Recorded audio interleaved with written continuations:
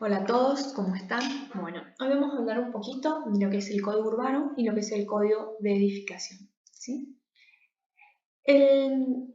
Vamos a ver la diferencia en estas dos imágenes. ¿Qué ven ustedes? Piensen un poquito. ¿En qué se diferencian estas dos?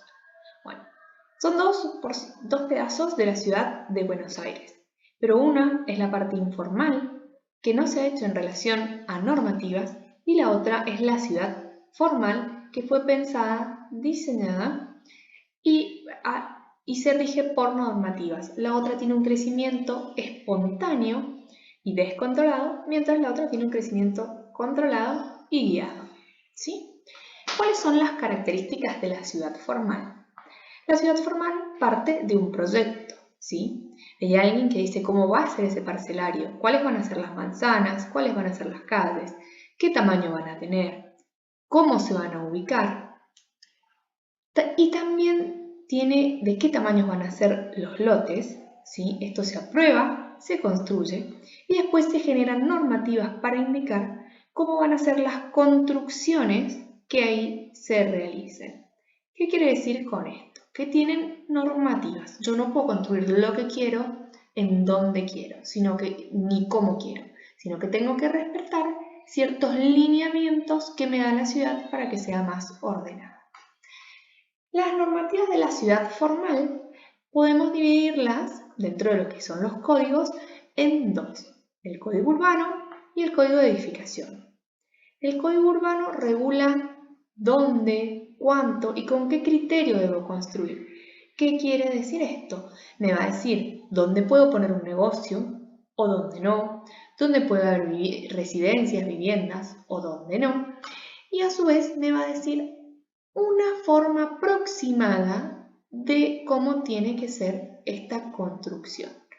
¿Qué quiere decir? Me va a marcar una volumetría, un espacio, donde adentro de eso yo puedo hacer ciertas cosas, porque no voy a hacer lo que quiero, porque existe lo que se llama el código de edificación. El código de edificación me rige dentro del edificio cómo van a ser los ambientes que se van a generar en ese edificio, las características constructivas que van a tener. Por ejemplo, me dice que un dormitorio tiene que tener un lado mínimo de 2,80 metros, ¿sí? Que sí o sí tengo que tener un baño, que las ventanas tienen que tener tal tamaño, que tienen... ¿Para qué es esto? Es para que la gente viva con calidad, que yo tenga, por ejemplo, en el tema de las ventanas, la suficiente cantidad de luz y la suficiente ventilación para ese local, ¿sí? También me establece medidas mínimas para que no me vendan un departamento en el cual no me entre una cama, ¿sí? Eso es todo lo que va a ir rigiendo. También rige las instalaciones, cómo deben ser las instalaciones sanitarias, las instalaciones eléctricas, la seguridad, ¿sí? ¿Con qué tengo que calcular estructuralmente ese edificio? ¿Cómo lo tengo que calcular estructuralmente para que no se caiga en relación a la zona y las necesidades que tienen sísmicas, ¿sí? Todo eso se va definiendo en lo que es el código de edificación, mientras que el código urbano me dice cómo y dónde lo tengo que hacer. Bueno, el código urbano también se divide en dos partes. Hay una que se relaciona a los usos del suelo y otra a la morfología o tipología edilicia. Cuando hablo de los usos del suelo, me determina qué puedo instalar. Por ejemplo, yo no puedo poner, vamos a decir algo más, una industria en el medio del barrio Bombal, ¿sí? O en el medio de la Quinta. Yo no puedo poner ciertas cosas en ciertos lugares, ¿sí? En los usos del suelo me indica qué actividades se pueden realizar en cada lugar. Dónde puede haber comercio, dónde puede haber vivienda, dónde puede haber industrias. ¿Qué tipo de industrias sí, qué tipo de industrias no? ¿Qué tipo de comercios sí, qué tipo de comercios no? El fin es ordenar y hacer que esta ciudad sea mejor vivible, que sea siempre mejor nuestra calidad de vida en la ciudad. En las ciudades industriales, por ejemplo, eso no estaba arreglado y aparecían las industrias en el medio de la ciudad. Entonces la contaminación del aire donde la gente vivía era altísima. Y la otra parte rige la morfología o tipología edilicia. Es cómo debe ser el edificio, qué altura máxima puede tener, qué relaciones puede tener. Las características morfológicas serían, no me va a decir el tamaño de mi ventana, ni si tengo que tener balcón o no, sino me va a restringir ciertas cosas que ya las vamos a ir viendo, ¿sí? Por ejemplo, acá vamos a ver el Código Urbano de las Heras, como para mostrarles que se aprobó en diciembre del año pasado, es un código muy nuevo.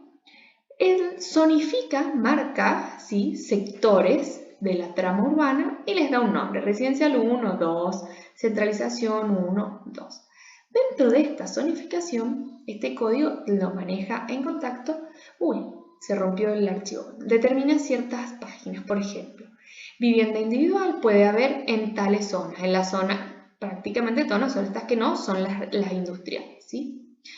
Y te va diciendo, depende del tipo de uso, si se puede o no se puede utilizar. Cuando hablamos de la tipología y morfología edilicia, por ejemplo, hay un cambio, ¿no? Eso eran los usos del suelo. Y esto es a nivel de tipología. Dice, por ejemplo, que en la zona de centralización 2, las edificaciones pueden tener 4 niveles, planta baja, primero, segundo y tercero, tiene que haber una separación entre bloques, se puede construir de medianera a medianera y tiene que haber un retiro posterior. Habla de un FOS, de una altura máxima, una separación entre bloques, ¿sí?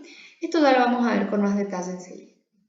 También te dice que puedes construir con otra tipología, que es tipo torres, y te dice qué separación tiene que haber entre las torres, cuál es la altura máxima, que es de 36 metros, ¿sí? Y te va indicando para que vos sepas cómo construir. Y esto es lo que te va a probar cuando vos construyas. Si vos vas a construir en esa zona, sabes que tenés estas limitaciones, y esto ordenan a la ciudad, ¿sí? Ahora vamos a ver qué son cada una de estas partecitas de las que hablamos. La línea municipal es la línea de frente, ¿sí? Es la línea que divide lo que es público de lo que es privado. Hasta acá llega la calle, ¿sí?, con su vereda, su acequia, y acá empieza mi terreno privado. La línea municipal la tienen todas las parcelas que están dentro de la ciudad en lo que es un espacio público. Si yo voy a estar en un barrio privado, la línea municipal va a coincidir con el acceso al barrio. Entonces yo en el plano no lo voy a definir. Después existe lo que es la línea de edificación. La línea de edificación puede coincidir o no con la línea municipal y me indica a partir de dónde yo puedo construir. Por ejemplo, en la avenida Emilio Civit, si ustedes recuerdan, van a ver que todas las casas tienen un jardín adelante. En todos los barrios que ustedes hayan visto que se respeta un jardín, significa que entre la línea municipal y la línea de edificación hay una distancia y esa distancia no se puede construir, ¿sí? Después están las líneas más tradicionales, que son las líneas laterales o las divisorias de lotes, que en algunos sectores yo puedo construir hasta ese lugar y en otros no, ¿sí? Es el cierre lateral de mi lote. Y después está la divisoria de fondo, que es la línea posterior de mi terreno. En relación a estas líneas es que se dictan muchas veces lo que se llaman retiros. Cómo tiene que ser mi construcción y qué es lo que tiene que pasar. Existen retiros frontales, como yo les dije, que se ven mucho en la calle Emilio Civit, en algunos barrios como el Bancario en un momento estuvieron, en los barrios privados hoy en día también, en la zona de Chacras de Coria, de Maipú, te piden un retiro lateral de 2 metros, de 3 metros, dependiendo del barrio. Un retiro frontal, perdón. Después te piden retiros laterales, que pueden existir o no. En ciudad, en general, cuando dicen que se puede construir con basamento, se puede construir de medianera a medianera, ¿sí? Esto ustedes lo van a ver en casi toda la ciudad consolidada, que la parte más céntrica, que los edificios van de medianera a medianera. O tienen un retiro lateral, como puede pasar en las torres. También existe lo que se llama retiro entre torres, entre edificios o entre bloques, ¿sí? Que es que si yo tengo más de un edificio en el mismo terreno, ¿cuánto lo tengo que distanciar? ¿Para qué se piden estas medidas, estos retiros?